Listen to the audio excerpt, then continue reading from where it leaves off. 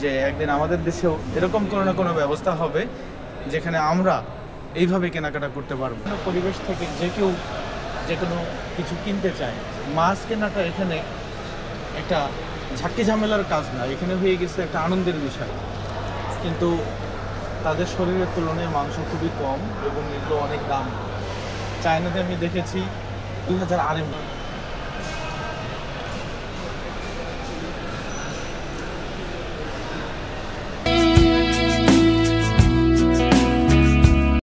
আসসালামু আলাইকুম,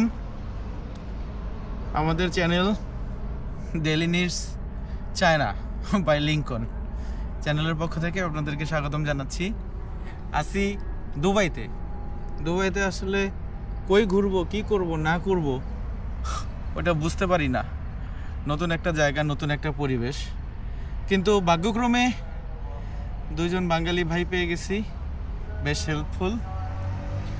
আমার থাকা খাওয়া সহ সব কিছুতে তারা যথেষ্ট হেল্প করেছেন এবং ইভেন নিজের পকেটের টাকা খরচ করে আমাকে নিয়ে ঘুরে ঘুরে বেড়াইছেন। তো তাদের সাথে আসছি। এটাকে বলে দুবাইয়ের ফিশ মার্কেট। ফ্রেশ ফিশ নাকি এখানে কাউরান বাজারের মতো হোলসেলে বিক্রি হয় ডাকাডাকি করে, এবং আপনি এখান থেকে মাছ কিনে সেটা ফ্রাই করে খেতে পারবেন। তো আমরা আজকে দেখব আসলে ভিতরে কি কি ধরনের ফিশ বিক্রি হয়, ফিশ মার্কেট নাম আসলেই নামকরণের সার্থকতা কোথায় এবং কি ধরনের ফিশ বিক্রি হয়। এবং আস্তে আস্তে ওনাদের মুখে শুনলাম যে এখানে নাকি অনেক বছরের পুরাতন ঐতিহ্য ধরে রাখার জন্য অনেক পুরাতন স্ট্রাকচার রয়েছে, যেগুলোতে বসে আপনাকে যেখানে বসে খাওয়া দাওয়া করতে গেলে বা কিছু বসে সময় কাটাতে গেলে আলাদাভাবে টাকা দিতে হয়। দেখি আমরা ভিতরে ঢুকে যে আসলেই কতটুকু কি দেখার আছে। দুবাইতে বহু ভাষাভাষীর মিশ্রণ এবং বহু জাতির মিশ্রণের কারণে এখানে একটা জিনিস সুবিধা হয়েছে, সেটা হচ্ছে আপনি বাংলাও বলতে পারবেন, হিন্দিও বলতে পারবেন, আরবিও বলতে পারবেন, ইংরেজিও বলতে পারবেন। অনর্গল 4টা ল্যাঙ্গুয়েজে কথা বলতে পারে এরকম লোকের সংখ্যা একেবারেই কম না। তো মার্কেটটার নামটা আমি একটু সাইড থেকে দেখাচ্ছি, ওয়াটারফ্রন্ট মার্কেট। Waterfront market. তো আমরা ভিতরে ঢুকে কি কি আছে সেটা দেখানোর চেষ্টা করব, বা কি ধরনের এখানে ইভেন্ট চলতেছে বা কি কাজগুলো হচ্ছে বা কি হয় এটা আমরা দেখার চেষ্টা করব এবং আপনাদের সাথে শেয়ার করার চেষ্টা করব। আমরা ভিতরে ঢুকতেছি নাম্বার 2 গেট দিয়ে। এটা হচ্ছে এই এলাকার কারণ বাজার বলতে পারেন। মাছ এখানে ডাকে বিক্রি হয়। বাচ্চা কাচ্চা নিয়ে কেউ যদি আসে, বাচ্চা কাচ্চাদেরকে এখানে খেলতে দিয়ে উনি বাজার করবে, কেনাকাটা করবে, কোনো সমস্যা হওয়ার কথা না। ফুল জায়গাটাই এসি করা আছে, সেন্ট্রাল এসি, এবং ভিতরে বেশ পরিষ্কার পরিচ্ছন্ন। মাছ বিক্রির মার্কেট কতটা পরিষ্কার পরিচ্ছন্ন হতে পারে সেটা আমরা দেখব এবং আমরা নিজেরাও শেখার চেষ্টা করব আর কি, যে শুধুমাত্র বাজারঘাট যে নোংরাই থাকবে, ময়লা পচে গন্ধ বের হবে, মাছি উঠবে, এই ধারণার বাহিরেও যে কিছু করা যেতে পারে সেটার উপযুক্ত প্রমাণ হচ্ছে এই মার্কেট। মাছের বাজারে যে শুধু মাছ বিক্রি হবে ব্যাপারটা ঠিক সেরকম না। উপরে অসংখ্য মাছের প্রতীকের মতো রাখা আছে এবং এখানে অনেকগুলো রেস্টুরেন্টের মতো দেখা যাচ্ছে, যেখানে চাইলে আপনি মাছ কিনে ফ্রাই করে খেয়ে তারপর চলে যেতে পারবেন। অনেক ছোট ছোট দোকান টোকান আছে এবং দুবাইয়ের সব জায়গায় এই ছবিটা দেখা যায় আর কি, কম বেশি প্রত্যেকটা দোকানে, প্রত্যেকটা জায়গায়। এখানে আর একটা সাইনবোর্ড আপনাদেরকে দেখাই দিচ্ছি। এখানে লেখা আছে the largest food market in Dubai. দুবাইয়ের লার্জেস্ট ফুড মার্কেট, অর্থাৎ শুধু মাছই না, মাছ ছাড়া অন্য কিছু পাওয়া যায় আর কি। আমরা এবার ভিতরে ঢুকে যাব। ভিতরে ঢুকে আমরা দেখব কি অবস্থা, আসলে মাছের বাজার দেখতে কেমন হয়।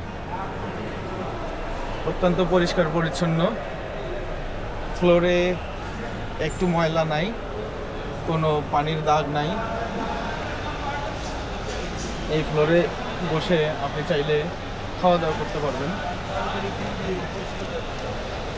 বিভিন্ন ধরনের চিংড়ি মাছ দেখতেছি, বিভিন্ন ধরনের মাছ আছে। আমরা দুই একটা জায়গা আপনাদেরকে সরাসরি দেখানোর চেষ্টা করতেছি।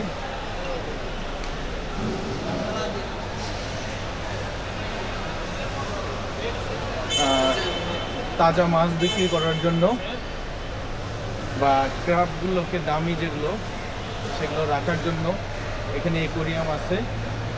এই যে কত বড় বড় ক্র্যাব, কিং ক্র্যাব আপনারা দেখতে পাচ্ছেন।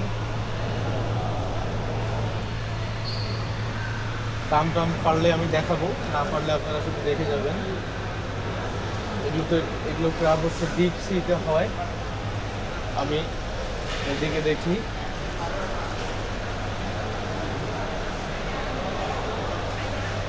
লবস্টার,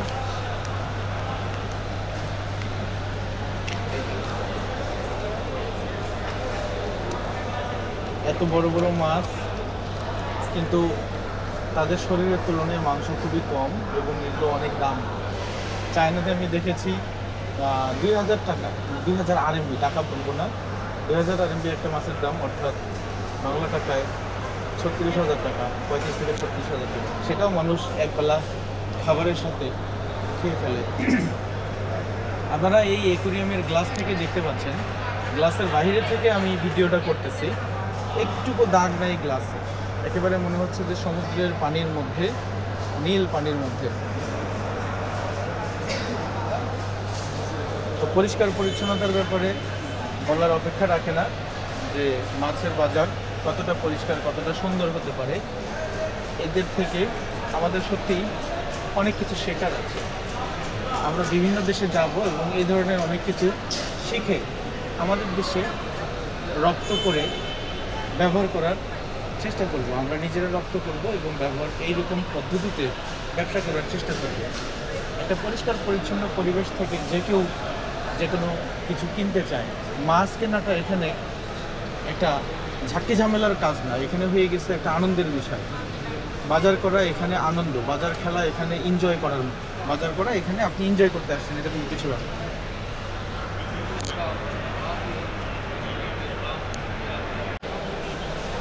এখানে দেখা যাচ্ছে স্কুইড, বিভিন্ন ধরনের সি ফুড আর কি, শামুক ঝিনুক টাইপের, আর সাধারণ মাছও আছে। সাধারণ মাছ, হ্যাঁ সমস্যা নেই। এই যে এখানে বিভিন্ন ধরনের মাছ আপনারা দেখতে পাচ্ছেন, লবস্টার এবং কাঁকড়াগুলো যেগুলো আমি লাইভ দেখালাম, এখানেও 2 পিস রয়েছে।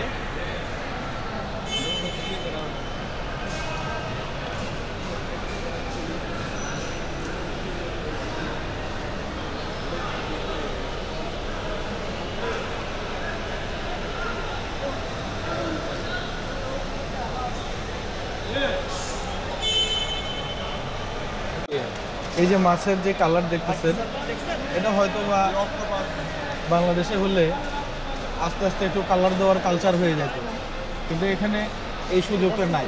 এখানে যে টেস্ট, এখানে যে মানে রুলস, এখানে যে নিয়ম, এই মাছের টেস্ট যদি একটু বিকৃত হয় নিশ্চয়ই সেটার জন্য কড়া নিয়ম আছে, কড়া রুলস আছে, এবং কোনো ডুপ্লিকেট জিনিস ব্যবহার করতে পারবেন না, লাইসেন্স ক্যান্সেল হয়ে যাবে।